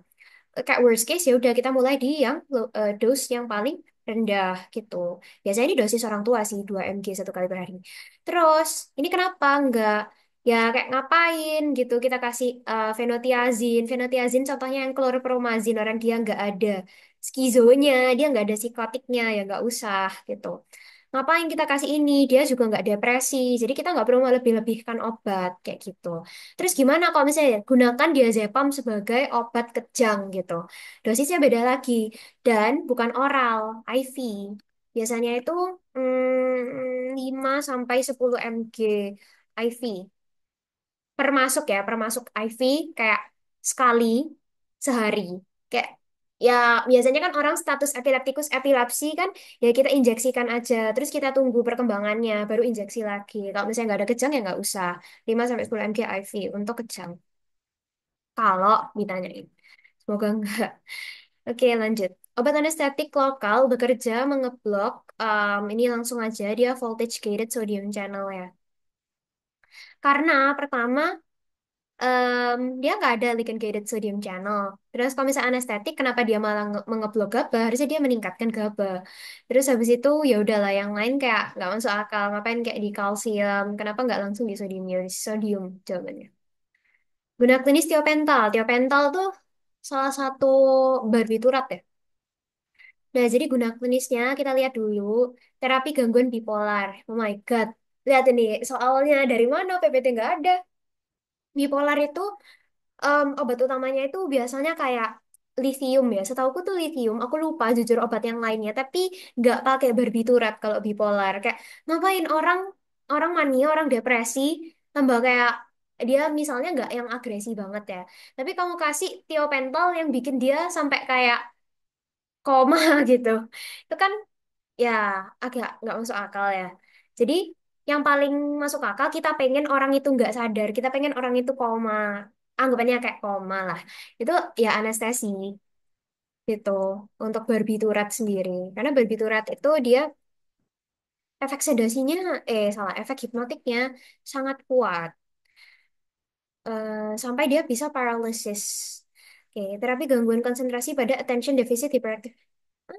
ADHD kita cukup kasih golongan benzo sih. Benzo kalau enggak em, sebenarnya obatnya sering itu metilfenidat. Cuman nice to know aja. Antidepresan ngapain? Ini barbiturat, jadi nggak bisa untuk antidepresi. Terapi rumahan untuk kejang demam kita nggak pakai barbiturat. Kejang demam kita pakai diazepam rektal. Biasanya sering di bayi. Mula kerja, golongan sedatif dan narkotik melalui mukosa nasal lebih cepat daripada peroral karena, nah dia itu, oke, ya ini ya, distribusi langsung ke sistem saraf pusat karena kayak ujung-ujung sarafnya yang di nose, di nasal itu udah langsung ada kan di eh apalah itu namanya, villi olfactory. Ya dia kan kayak langsung keluar, jadi kayak langsung masuk ke saraf kan. Jadi dia itu justru lebih bagus kalau nggak perlu lewat darah terlebih dahulu. 7-8 tahun butuh golongan sedatif hipnotik. Pernyataan yang benar apabila obat yang dipilih adalah diazepam. Oke, diazepam itu dia itu nggak ada interaksi sama makanan. Jadi mau kita kasihnya bahkan lewat jalur manapun ya kayak rektal, IV itu semua bisa. Ya dia bioavailabilitasnya tinggi. Jadi ya wes nggak perlu kita pertimbangkan yang ini. Nah kita lihat dosisnya aja gitu. Ini antidepresan nggak perlu orang dia nggak ada gejala depresi ya. Nah, jadi apakah dinaikkan atau diturunkan? Seperti biasa, kalau misalnya untuk lansia, karena dia itu metabolismenya turun dan lain sebagainya, eh, terutama ya, diazepam itu dia di metabolisme 3 kali, dia itu masih aktif. Jadi dari apa jadi apa, masih aktif. Apa jadi apa, aktif. Apa jadi apa, aktif. Baru yang terakhir dia dibuang. Jadi dia itu lama, makanya kita harus kasih dosisnya itu yang kecil supaya nggak toksik buat orang tua yang metabolismenya turun ini. Jadi dosis diazepam perlu diturunkan. Lanjut, efek terapi dari obat sedatif hipnotik golongan benzodiazepin. Oke, benzodiazepin, kita lihat ya. Diazepam bisa buat antikonvulsan. Antidepresan nggak bisa ya. Antidepresan cuman yang bener-bener pure golongan-golongan yang aku sebutin tadi. Muscle relaxant bisa, antipsikotik nggak bisa. Cuman ada yang tipikal atipikal nggak ada benzodiazepin. Jadi jawabnya B. Kegunaan klinis obat golongan benzodiazepin. Insomnia bisa. Terapi status epileptikus bisa, diazepam, lorazepam juga bisa, anti ansietas pasti bisa, skeletal muscle relaxant bisa. Jadi ini E ya jawabannya. Oke, Wilfish, makanya diduga minumnya dikasih flunitrazepam. Obat yang tepat untuk mengatasi efek flunitrazepam. Flunitrazepam salah satu benzodiazepin. Nah, belakangnya tuh am kayak eh, kayak alprazolam, terus diazepam, lorazepam, flunitrazepam, triazolam, temazepam, dan lain sebagainya. Itu semua benzodiazepin. Nah, berarti antagonisnya benzodiazepin apa? Flumazenil. Oh iya, terus mungkin ingat juga, siapa tahu keluar soalnya, flumazenil itu bisa juga sebagai antagonisnya zolpidem. Hanya zolpidem ya. Jadi kayak kan ada zolpidem, zaleplon, ezopiclon. Dia tuh cuman bisa untuk zolpidemnya aja dan benzodiazepin semuanya. Jadi flumazenil. 2 mg sehari untuk insomnia. Ini udah kelihatan jelas. Mungkin nggak perlu aku jelasin ya. Antinokte sebelum tidur karena buat insomnia. Berikut ini pernyataan yang benar mengenai obat anestetik lokal bupivacaine. Ini jujur aku nggak bisa jelasin sedetail itu karena aku pun baru tahu. Jadi eh ini benar semua. Oke. Jadi ya udah, kayaknya gitu. Nggak usah dijelasin. Benar tentang magnesium sulfat kecuali. Oke, jadi prevensi dan terapi. Oke, jadi dia itu justru nggak bisa untuk sih, benar aku lupa. Nah, salah jawabannya yang ini deh. Karena kayak dia itu bisa menyebabkan depresi napas. Nah, ya depresi napasnya itu karena depresi SSP-nya gitu sehingga mengurangi fungsi dari otot-otot atau jantung, skelet dan lain-lain. Nah, ini juga nyambung ya kan. Nah, tapi dia itu nggak bisa untuk absen seizure. Justru dia itu kayak nggak dianjurkan. Kenapa? Karena absen seizure itu dia jenis kejang yang berbeda gitu loh. Eh, dia itu kayak kejang yang bengong. Dia itu nggak yang kayak ototnya itu kayak refleks kayak geter-geter gitu enggak. Tapi dia tuh yang kayak ngelamun terus tiba-tiba dia nggak sadar kalau tadi itu ngelamun diem sebentar itu dia nggak sadar. Jadi kebalik. Kita butuh obat yang kayak itu succinimide atau uh, valproic acid gitu. Lanjut. Lakukan pemeriksaan mata ditemukan hiperemi optik disk. Mm-mm. Miras, oke, metanol. Kata kuncinya di metanol, overdosis metanol. Berarti kita perlu antara inhibitor kompetitifnya atau ya di sini udah kelihatan sih hemodialisis ya. Nah, yang fungsinya itu kayak cara kerjanya sama kayak metanol apa? Etanol. Dia menempati tempat yang sama. Semakin dia konsumsi etanol sebenarnya, semakin dia menyingkirkan metanol yang berikatan. Sama omeprazole juga. Nah, yang enggak itu adalah lorazepam. Jujur lorazepam itu obat benzodiazepin dan nggak ada hubungannya. Dia bekerja di jalur yang berbeda dari metanol. Terkait penerapan antagonisme, si akut amfetamin. Oke, oke. Seingatku aku jawabnya ini sih. Karena pertama dia benzodiazepin. Dia emang untuk obat kejang. Mau mau kejangnya itu disebabin oleh em, apapun, kayak mungkin karena overdosis amfetamin dan lain sebagainya. eh itu kayak biasanya first line-nya itu antara ya diazepam atau lorazepam gitu. Cuman aku jujur kurang paham dengan maksudnya kayak functional antagonis sama dispositional agonist. Dispositional antagonis, tapi benar kalau misalnya lorazepam itu sebagai antagonisnya dari amfetamin kayak gitu. Oke, yang lain nggak usah. Saya bentar. Oh my God. Oke. Faktor yang menentukan kecepatan induksi oleh obat anestetik inhalasi adalah kayak anestetik inhalasi. Ini nggak perlu aku jelasin sebenarnya. Ini tuh kayak benar semua. Intinya adalah FAVE ini kayak ini fraction alveolar sama fraction i- inspiration. Jadi kayak jumlah yang di alveolus sama jumlah yang dia itu masuk gitu. Ya pastinya ditentuin kan sama nilainya ini kayak misalnya semakin tinggi ya berarti kayak oh inhalasinya itu nggak bagus harus lebih banyak inspirasi ya kayak gitulah. Kalau rata obat dalam darah pasti cardiac output karena akan mengaruhi flow dari darahnya. Kalau misalnya flow-nya terlalu cepat maka obat anestesinya itu lebih jarang yang berikatan sama darah kan kayak jarang yang masuk kayak gitulah. Alveolar venous partial pressure gradient ya pasti pressure kayak perpindahan dari molekul itu kan dipengaruhi oleh partial pressure. Jadi benar semua, mereka obat berikut yang tidak lazim diberikan secara transdermal. C. Oh ya, ini amfetamin. Jujur dulu aku pas ujian jawabnya fentanyl, aku nggak tahu. Ternyata fentanyl itu adalah justru salah satu obat yang sering diberikan dalam bentuk transdermal. Fentanyl itu adalah opioid. Jadi yang salah sebenarnya adalah yang amfetamin. Dia jarang banget transdermal dan ini diingat aja. Berikut ini pertanyaan benar mengenai obat anestetik lokal. Nah ini tadi udah. Ini udah ya. Hmm. Lanjut. Obat anti kejang. Saya ini kurang anti kejang sama muscle relaxant aja kok. Oke, anti kejang. Aduh, saya ya wes lah langsung aja. Sebenarnya aku mau jelasin kayak kejang itu intinya itu ada dua aja. Jadi ada yang partial, ada yang generalize. Partial itu intinya mulai dari kanan, terus kanan dulu yang getar, terus baru meluas ke kiri. Tapi kalau misalnya generalize itu kanan kiri sama-sama kejang dalam waktu yang bersamaan. Terus ada dua lagi, yaitu ada absence seizure sama atonik. Ya, itu beda sendiri. Tapi intinya yang perlu diingat itu yang absan aja. Kalau misalnya absans kayak ini, absans itu bengong yang tadi aku bilang. Jadi, kalau misalnya campuran, nah dia itu ada semuanya. Grand mal, itu tonik-klonik, jadi kaku dan geter-geter. Terus habis itu ada Apsan. Nah, obat anti epilepsi yang sesuai kalau misalnya dia ada semuanya, ya udah sih, kayak langsung aja valproic acid. Valproic acid solves all your problem. Kayak kamu mau kejangnya apapun, kamu bisa kasih valproic acid gitu.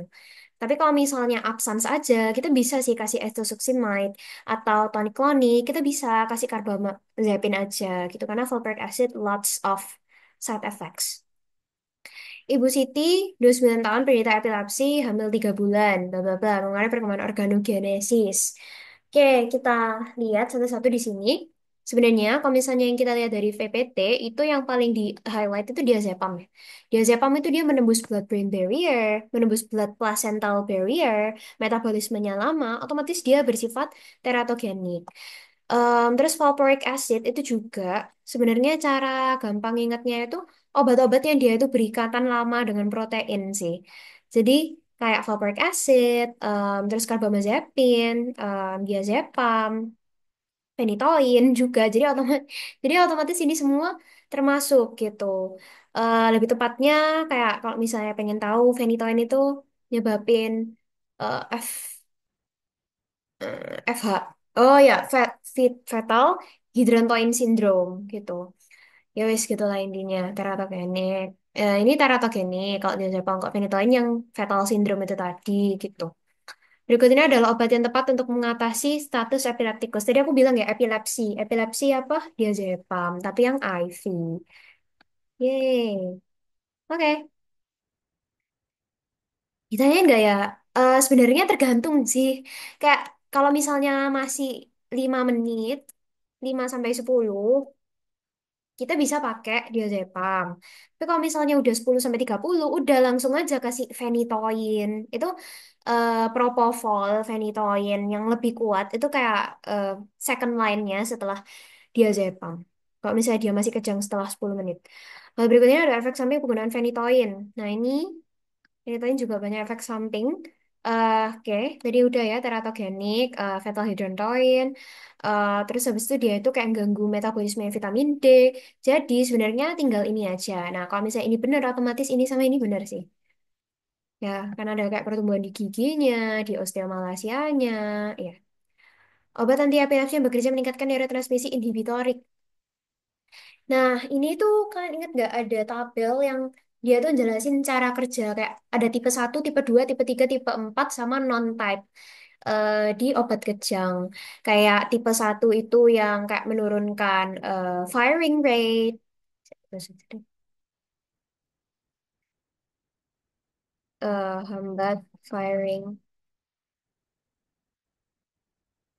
Tipe 2 itu cek cek benar, tiga-tiganya. Tiga-tiganya ada firing rate. Firing rate itu ada singkatannya deh. FPS atau apa ya? Jujur aku lupa, tapi ini tuh kayak singkatannya gitu, firing rate. Cuman aku lupa hurufnya, huruf singkatannya. Firing rate, terus T calcium current, calcium T current, sama satu lagi ke GABA inhibitory. Itu. Terus habis itu ada tipe 3, tipe 4, terus habis itu kayak ada yang non, maksudnya kayak nggak bisa digolongkan ke tipe-tipe itu gitu. Itu adalah eh, homolog GABA, yaitu pregabalin atau gabapentin. Ini cikalsium Eh, ini yang GABA inhibitory. Nah, ini cuma satu. Terus ini anti kalsium. Anti kalsium kayak ethosine dan lain-lain. Nah, jadi di sini kalau misalnya yang untuk neurotransmisi inhibitorik, ya jelas ya di sini cuma ada vigabatrin doang. Kalau phenytoin dia itu masuknya yang wait, I forgot. Phenytoin sama felbamate itu di satu tempat. Aku ingat itu di satu tempat. Perampanel aku nggak pernah dengar. Levetiracetam nggak masuk di tabel itu, seingatku. Masalah ini tipe satu. Nggak, tipe 2. Sama valproic acid juga masuk tipe 2. Dia yang nggak bisa. Oke, sudah. Pulang ke rumah sakit dengan keluhan kejang 30 menit yang lalu. Nah, ini. Matanya menatap kosong. Lengan dan kakinya gemetar. Masih mengalami demam tinggi. Oh, wait. Ini bukan kejang absans ya. Kita lihat di sini usianya ya, 2 tahun. Terus dia pernah mengalami kejang demam. Oke, mendiagnosis kejang demam sederhana, benar. Jadi dia kejang demam, bukan kejang absans. Kalau kejang demam, kita pasti kasih diazepam. Rektal, oke. Beda sama epilepticus. Epilepticus IV, kalau ini diazepam rektal. Kalau misalnya untuk hipnotik, yang untuk obat insomnia, kita kasihnya yang oral, oke. Lanjut, pernyataannya benar tentang diazepam. Jadi diazepam ini, saya bentar, aman digunakan enggak, karena dia bisa keluar di ASI, bisa keluar di plasenta, bisa di brain, menurunkan ambang nyeri, nggak ada fungsinya di, maksudnya ya nggak ada anti nyerinya kayak NSAIDs, dapat disekresi lewat ASI. Nah ini benar, dan dapat digunakan untuk mengurangi spasme otot. Salah, dia bisa untuk muscle relaxant, termasuk kelompok barbiturat salah ya. Dia adalah benzodiazepin. Kalau barbiturat itu ya kayak tiopental, barbital, fenobarbital, tal-tal semuanya. Fenobarbital, pentobarbital, amobarbital, butabarbital. Seorang pasien menunjukkan gambaran epilepsi absens. Ini absen, maksudnya absens ya. Pilihan obat yang ideal untuk penderita tersebut cuma ada dua, valproic acid, ethosuximide. Valproic acid karena dia multifungsi, ethosuximide karena emang obat pilihan untuk absence. Manakah obat berikut ini yang mempunyai metabolit yang aktivitasnya sama dengan obat semula? Ini nggak usah dihafalin, ini aku juga baru nyari. Ini jawabannya primidon. Kalau nggak salah ya, aku cuma tahu yang prednison. Prednison itu dia harus diubah dulu jadi prednisolon. Nah, prednisolon itu dia lebih aktif, prednison itu nggak aktif.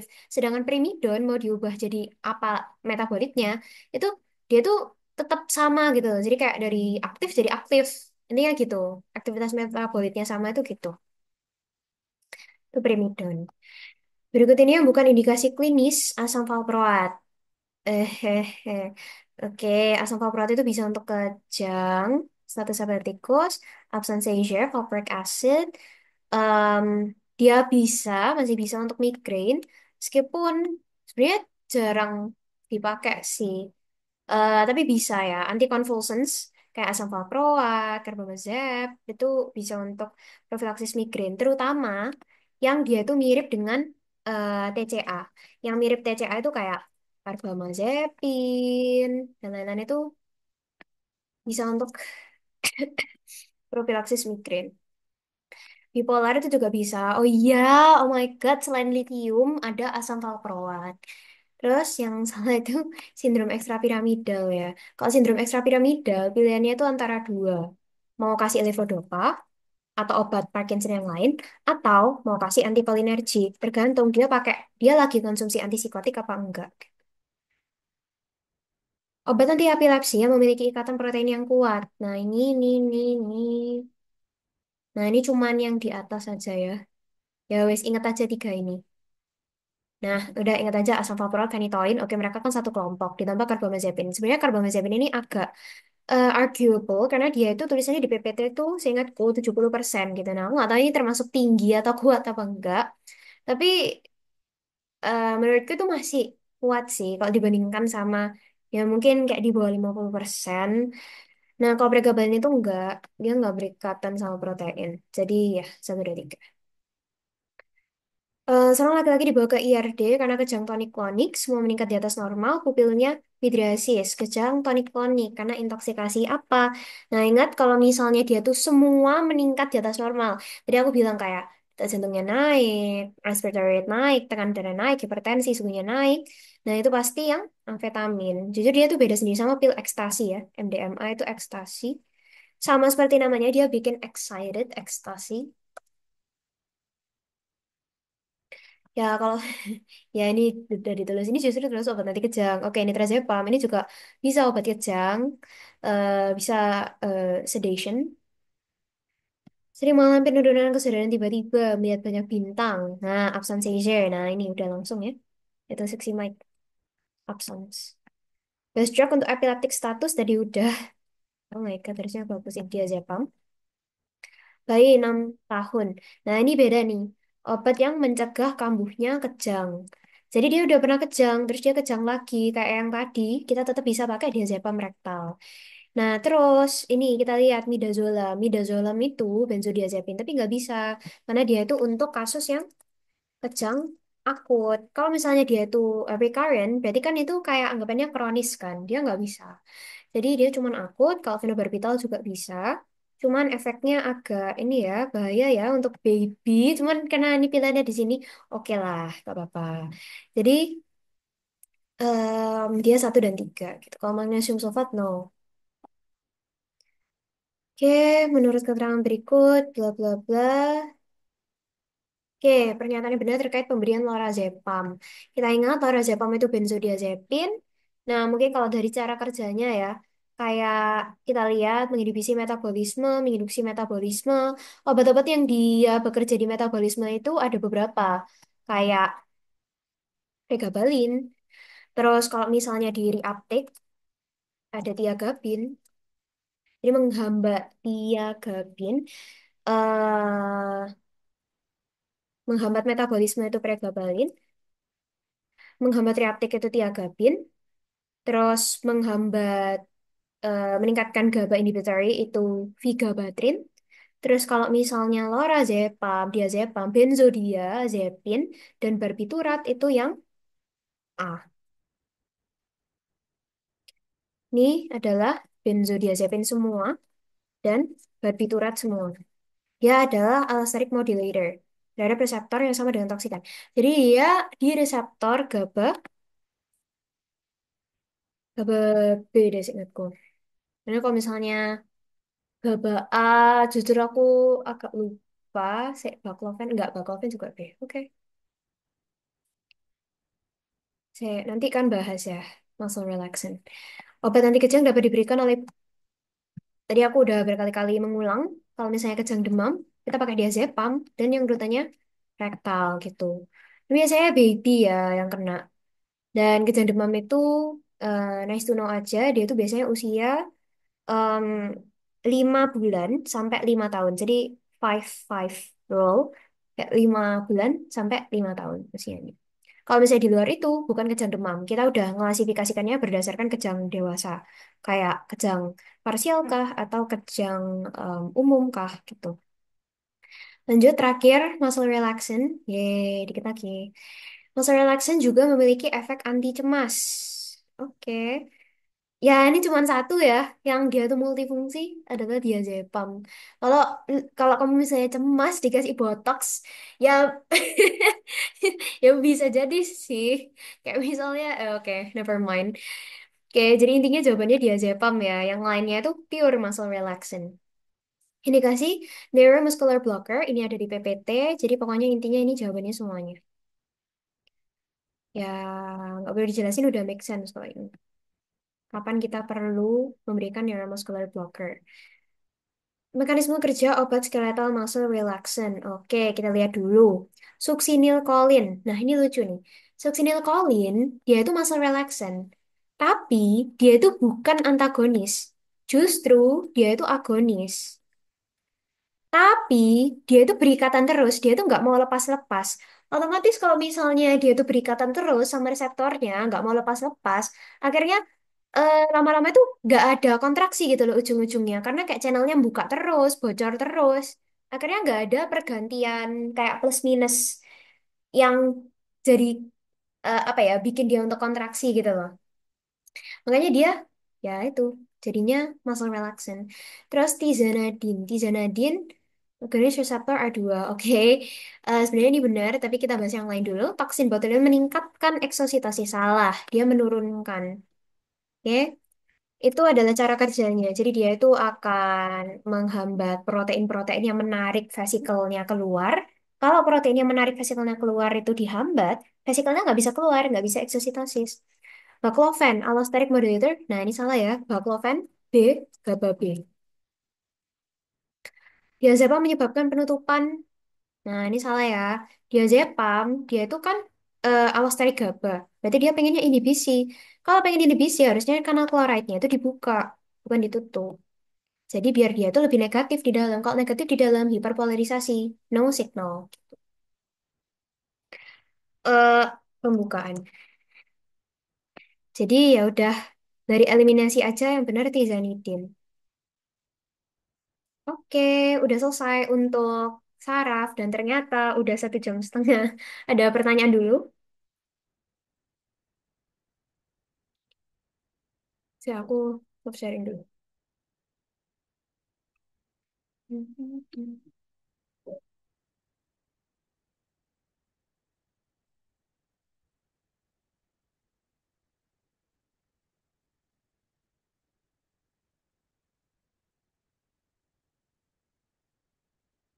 Ini agak aneh ya CNS. Soalnya banyak yang soalnya itu gak ada di PPT. Sebenarnya kan ada. Cuman kayak bentuknya tabel-tabel gitu loh. Harus diinterpretasikan.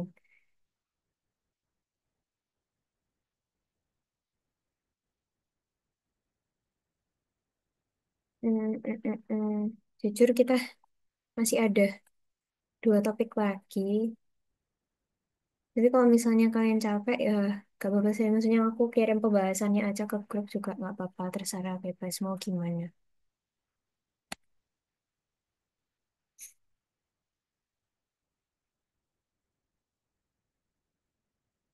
Eh, astaga, aku dari tadi salah. Tak ngirim. Oh my God. Oh my God, maaf banget. Astaga. Ah,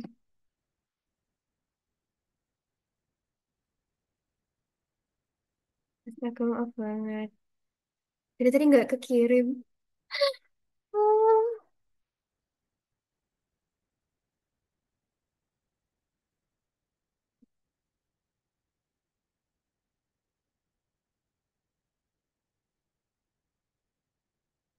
Oh, aku maaf ya guys. Itu yang kosongan sama yang udah terisi.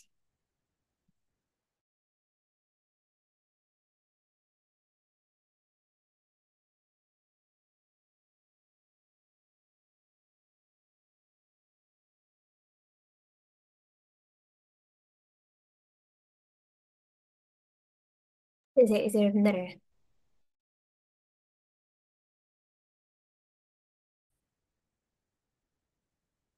Oke, kita lanjut lagi buat antivirus. Ini jujur, aku ngambil dari tabulasi ditambah sama soal UAB. Sama kayak yang tadi, jadi di sini kita langsung mulai. Ini nomor 1. Berikut adalah benar mengenai amantadin. Oke, amantadin ini salah satu obat untuk flu ya. Flu em, influenza. Nah, terus habis itu kayak misalnya ada amantadin. Mungkin yang kayak perlu kita bedain itu sebenarnya cuma 2 sih kita fokusnya, yaitu amantadin dan oseltamivir atau Tamiflu gitu. Kayak target obatnya dan juga ya dia untuk influenza apa dan cara kerjanya gitu. Di sini yang pertama bekerja dengan menghambat neuraminidase. Nah, ini itu khas banget kerjanya di oseltamivir. Ini bukan amantadin. Tapi kalau menghambat protein M2 itu khas di amantadin gitu. Ngapain aku tulis? Jadi ini benar ya. Nah, terus yang membedakan sebenarnya paling membedakan itu adalah yang oseltamivir itu bisa untuk influenza B. Sedangkan kalau amantadin itu cuma bisa untuk A. Jadi oseltamivir itu bisa untuk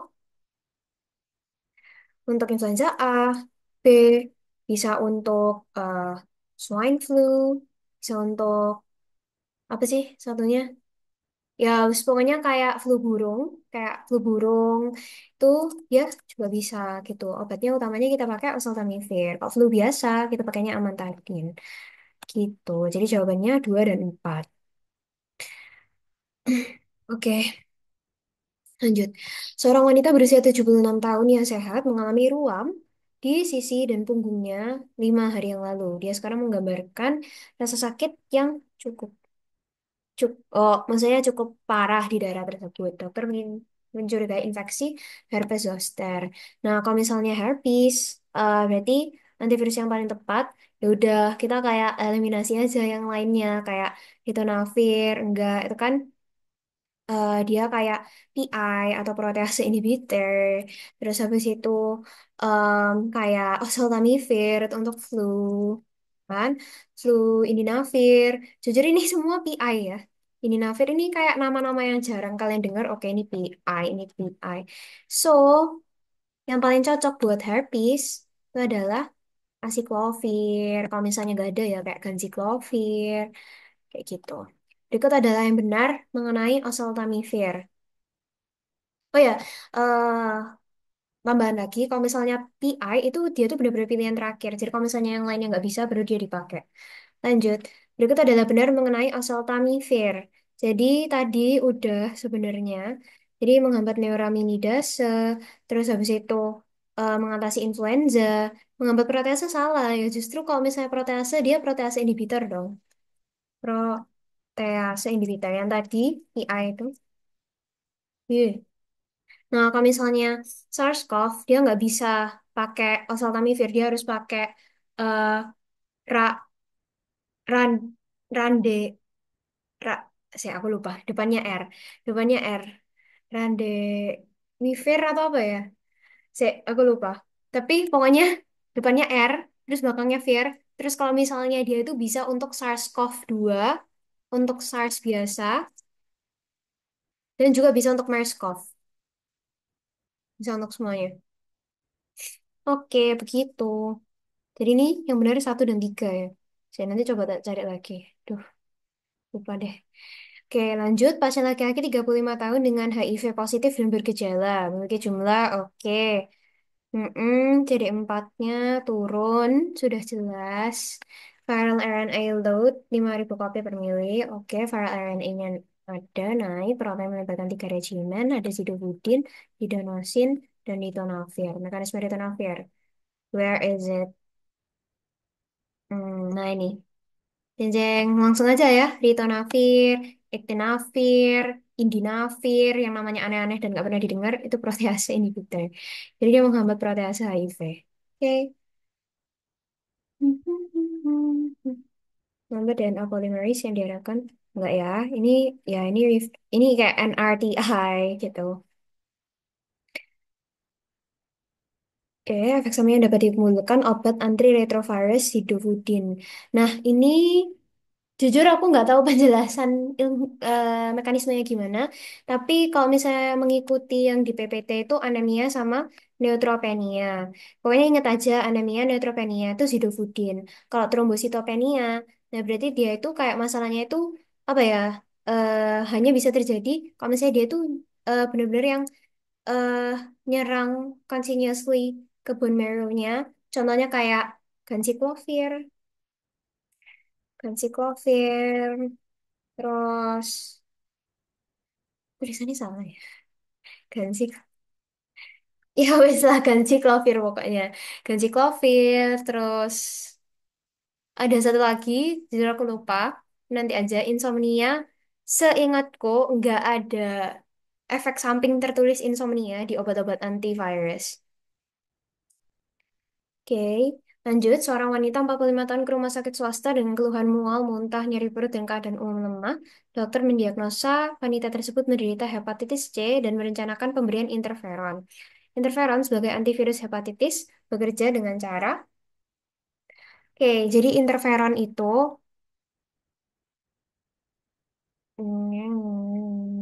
interferon.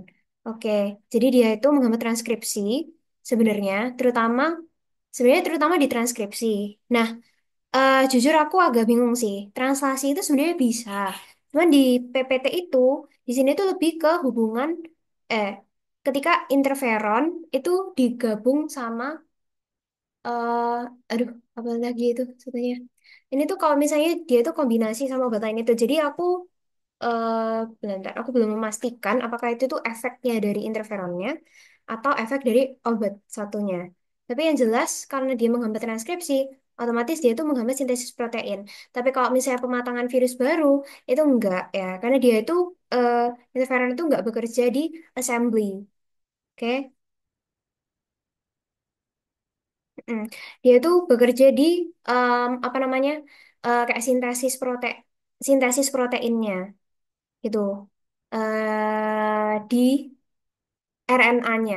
Itu kayak menghambat, tRNA-nya, seingatku kayak transport RNA-nya dihambat. Akhirnya ya, ya udah sintesis. Oh ya wis, berarti ini bener ya apa sih? Sorry sorry, aku nggak nggak nggak konsentrasi. Oke ya, kalau misalnya dia menghambat RNA dan otomatis dia menghambat translation dong. Ya udah berarti bener sintesis protein. Bener, bener A maksudnya. Oke, lanjut. Seorang laki-laki berusia 65 tahun, perokok dengan PPOK, mendapatkan vaksin influenza, kayak bla bla bla, heeh, heeh, berikan Zanamivir.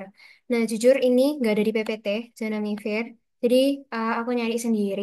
Terus habis itu ternyata Zanamivir itu dia khusus, dia tuh pemberiannya secara inhalasi. Aku nggak tahu mekanismenya, pokoknya Zanamivir inhalasi. Oke, lanjut mau Zidovudin. Nah, Zidovudin itu dia kan, NRTI ya, kayak,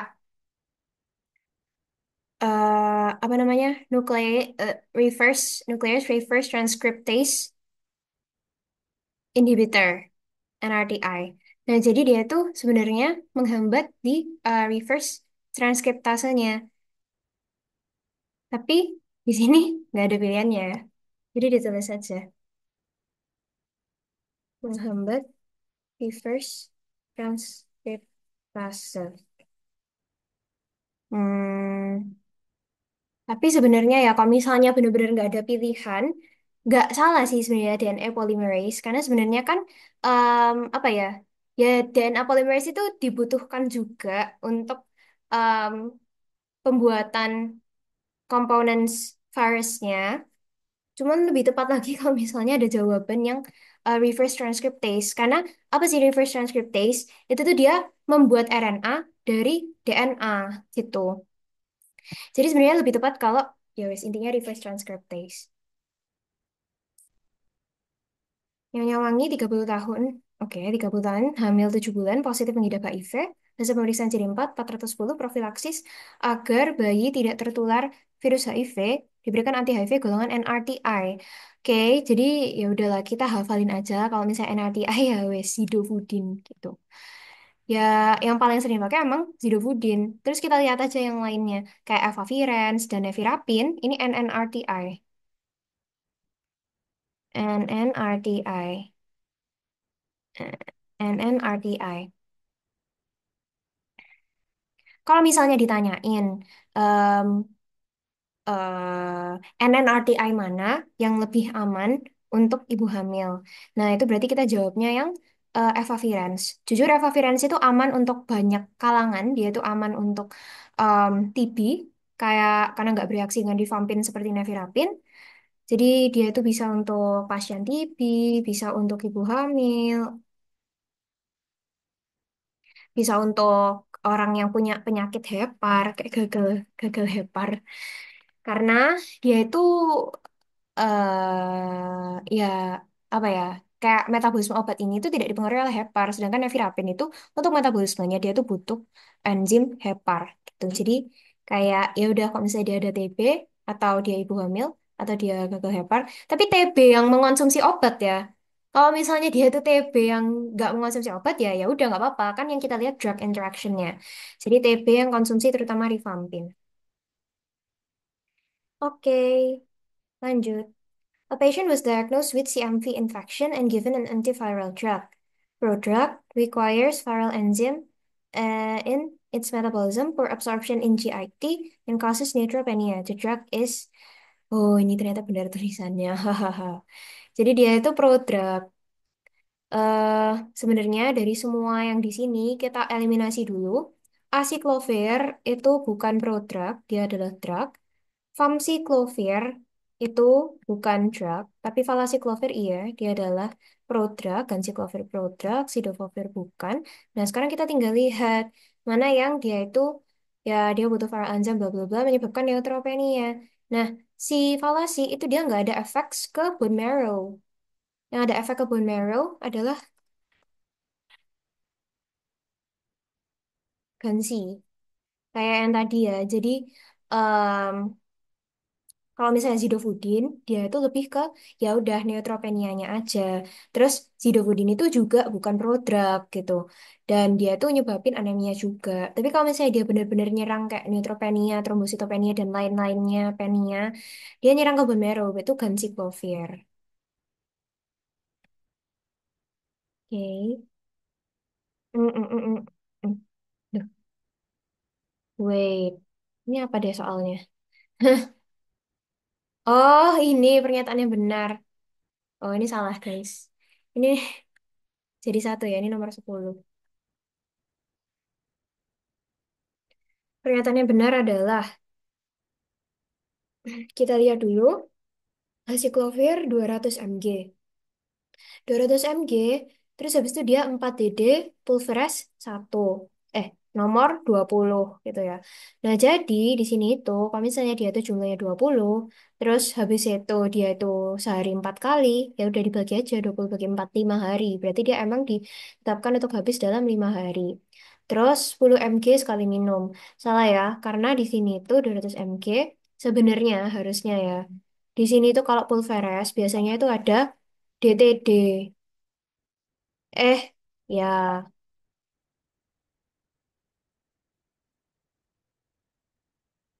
Ya, sebentar guys, sorry. Jadi di sini itu DTD. Biasanya. Jadi biar kita nggak salah.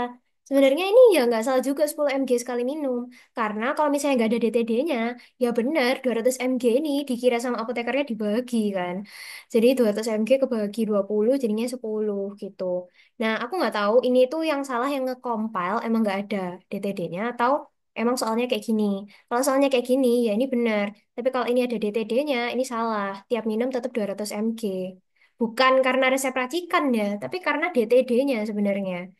Dentales doses. Ya ini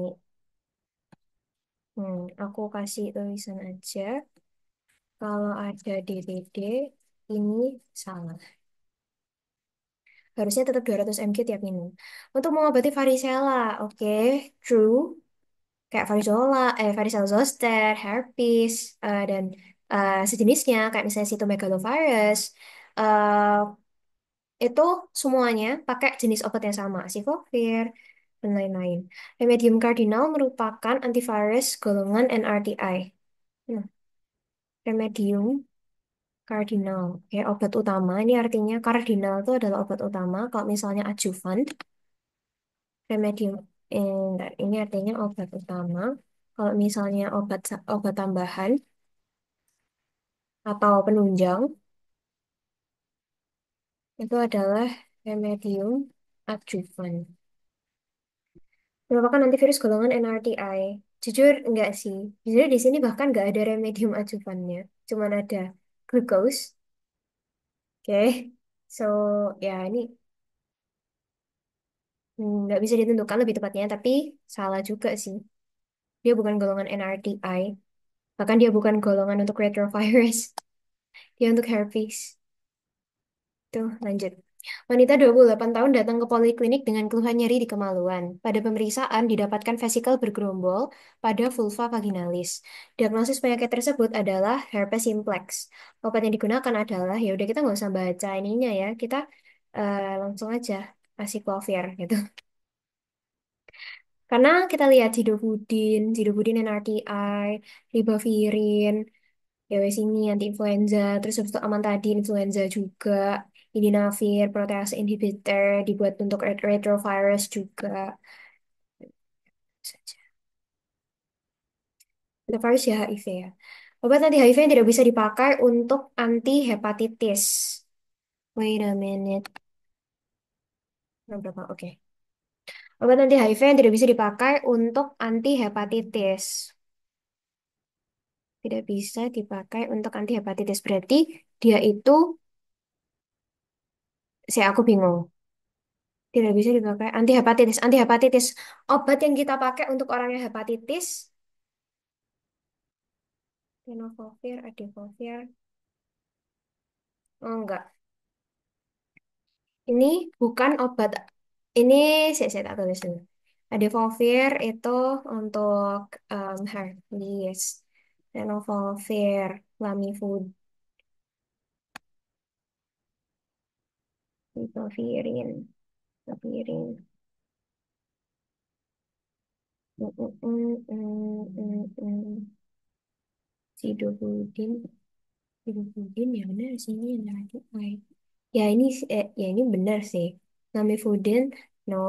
Tenofovir enggak. Tenofovir malah dia digunakan untuk herpes juga.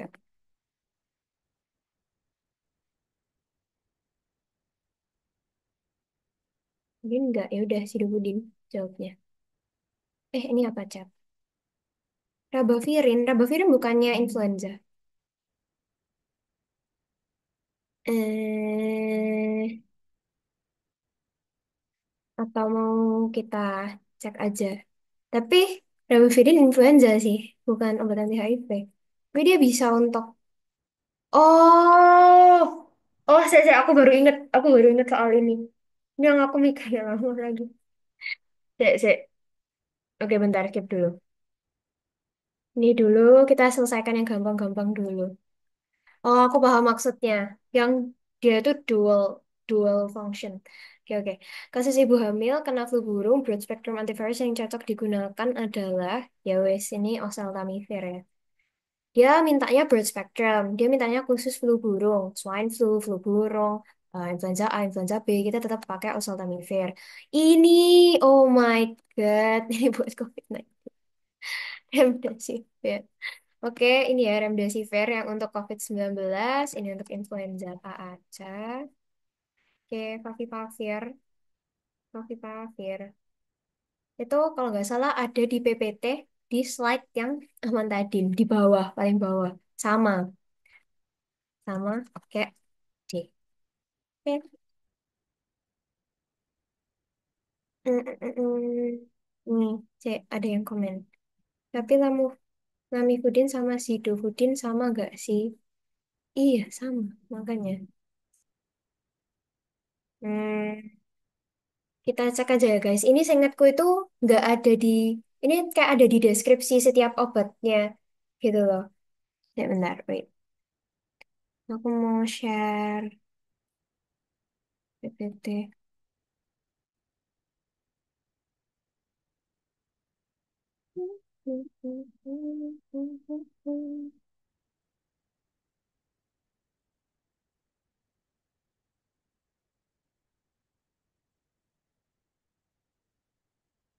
Sebenarnya lebih tepatnya bukan sama ininya sih. Kegunaannya iya sama ini. Oh my God. Nah, di sini kita lihat. Jadi tadi kan ada lamivudin sama ribavirin.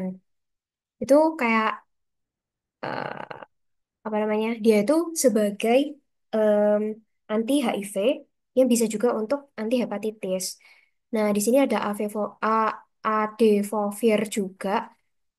Terus tadi Zidovudin itu termasuk juga, tapi ditulisnya itu, nah ini tada, Favi, Faviripah, Favipiravir. Teno. Kanan. Oke. Ya kan. Baik, kita coba cari lagi. Nah, iya, dia tuh pengganti. Cuman fungsinya itu beda sama Zidovudin. Kalau Zidovudin dia tuh bisa digunakan untuk eh both anti HIV dan itu anemia neutropenia ini ya yang tadi anemia neutropenia mutation in HIV.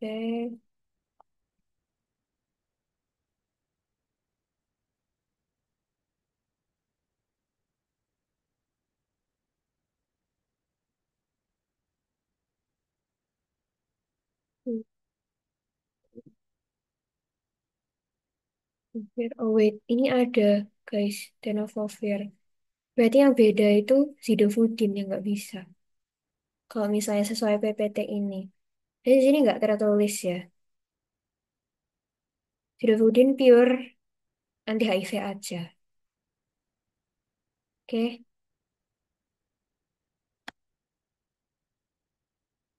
ya wes berarti di sini bisa untuk anti hepatitis bisa. C.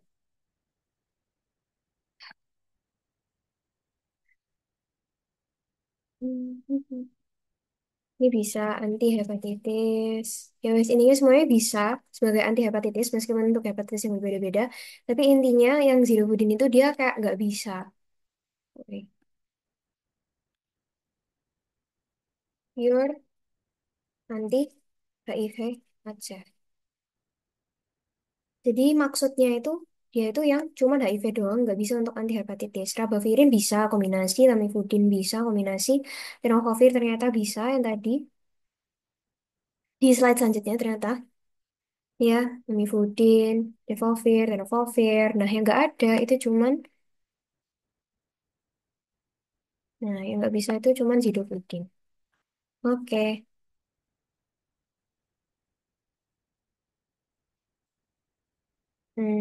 saya ada yang mau dibahas lagi kak dari antivirus. Sedikit sih ini. Semoga soalnya ini yang dari UAB cuman ini semua.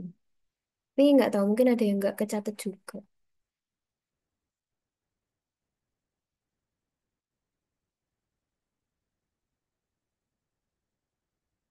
Hmm, hmm,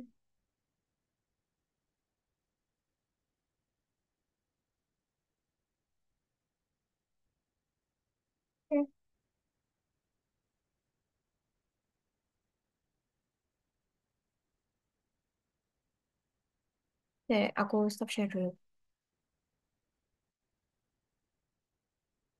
Oke, mungkin ada yang mau ditanyain. Udah 2 jam kita